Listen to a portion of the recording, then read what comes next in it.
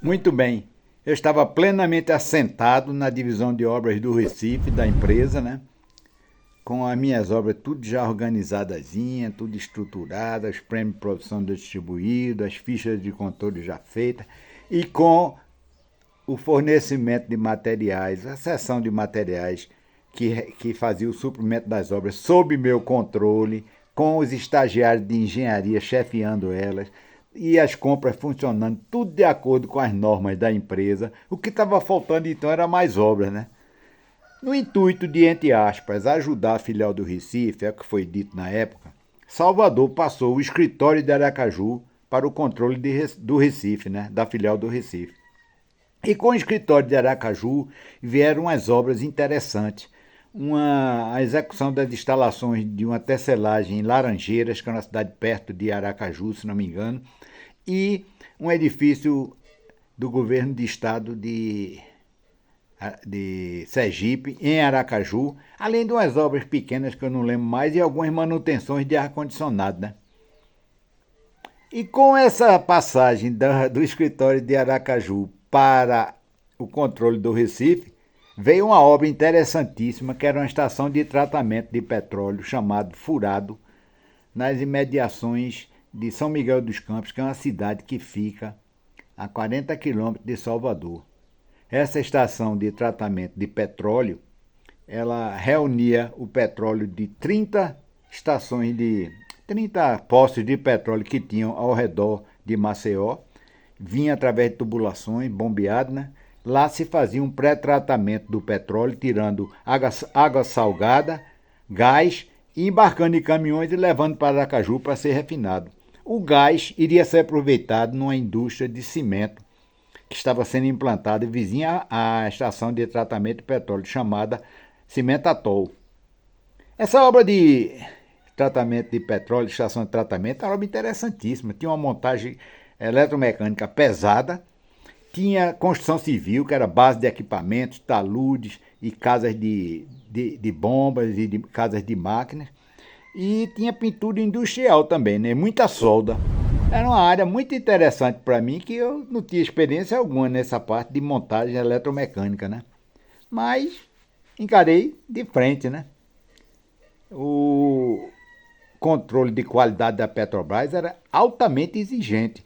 A parte de pintura das tubulações tinha uma maquinazinha que verificava a espessura da pintura. Tinha que ter de 3 a 5 microns de espessura, se não me engano. E a parte de solda havia controle de bolhas de ar nas soldas. Se desse 10% de bolha de ar na solda, a solda estava condenada, né? Inclusive o soldador, quando era contratado, fazia um teste na Petrobras. Se não passasse no teste, não era admitido nas obras da Petrobras.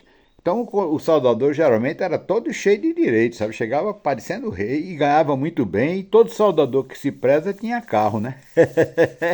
Já se criou um certo problema e mal-estar na obra, porque quando a gente começou a contratar os soldadores, pagando os salários que pagavam os soldadores, os encarregados já começaram a chiar, né? Doutor, os soldadores estão ganhando mais do que a gente. Como eu não sou burro e nem besta, eu era inexperiente, mas burro e besta não. Aí eu disse, rapaz, não há problema algum.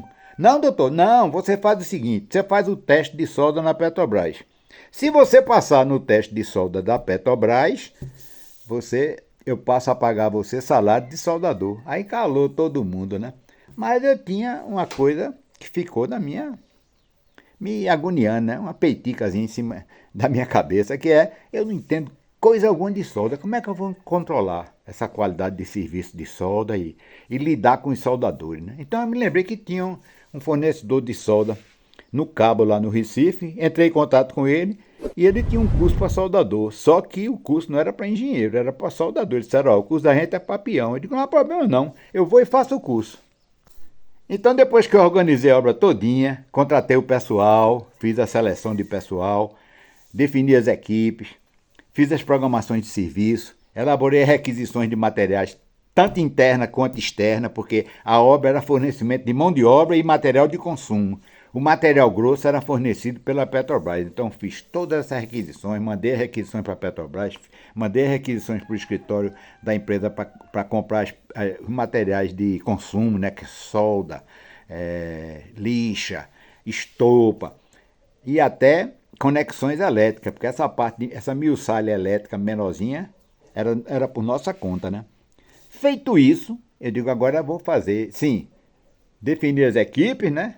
Preparei o pessoal para execução, aluguei uma casa grande lá em São Miguel dos Campos, equipei a casa, mobilei ela todinha, botei os beliches, tinha 100 homens na obra, não era obra pequena não, botei beliche para 100 homens dentro da casa, contratei cozinheira, contratei um ajudante cozinheiro e contratei um servente para fazer a limpeza da casa, limpeza e conservação da casa, né?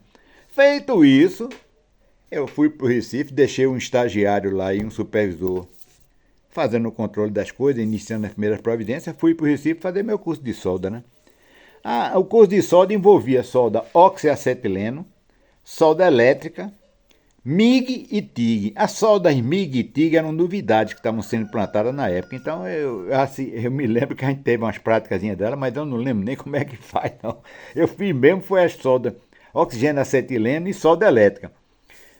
A solda oxigênio acetileno, quem trabalha com elas aqui no Recife e até em outras cidades do Brasil que eu prestei atenção, em oficinas de lanternagem, como chamam no Recife, ou funilaria, como chamam em São Paulo, trabalha de modo errado. Por quê? A solda oxigênio acetileno tem dois tipos de bico. Tem um bico para corte e o bico para solda. Quando você está fazendo corte, sai faísca das peças. Quando você está fazendo solda, não. Porque a solda, a chama da solda, ela tem uma parte vermelha e tem uma auréola violeta ou lilás que circunda a chama vermelha. Essa auréola é que encosta na peça, a chama vermelha não. Se você encostar a chama vermelha na peça, sai faísca e está gastando mais material do que deve. E o eletrodo não é encostado na chama, nem a chama derrete o eletrodo é encostado na peça e ele vai se derretendo e você vai fazendo um movimento de costura assim, ó. Aí fica as escamazinhas, sabe? O pessoal age errado na solda eletromecânica, age errado na solda de eletrônica e age errado na solda de tubo de cobre. A turma quer derreter o eletrodo de solda e jogar na peça. Não! Tanto na solda de eletrônica, assim como na solda eletromecânica, na solda de eletrônica e na solda de tubo de cobre, você aquece a peça e encostou o eletrodo, ele derrete. Na solda de eletrônica, você quase que bota um junto do outro, né? Mas de um lado você está esquentando a peça, do outro lado você chega com o eletrodo para encostar na peça.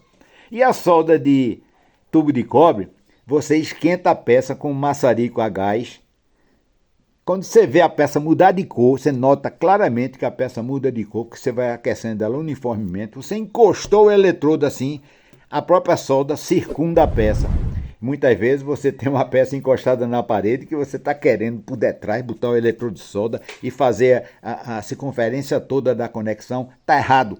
Está gastando muito material do que deve, muito mais. Você esquentou a peça, encostou o eletrodo, ele mesmo se distribui pela conexão. Sozinho, por conta própria, o bicho tem inteligência. Aí você não gasta mais material do que deve. Cabe a você fazer só o quê? Quando termina a solda, antes que ela endureça, tirar o excesso. Só isso.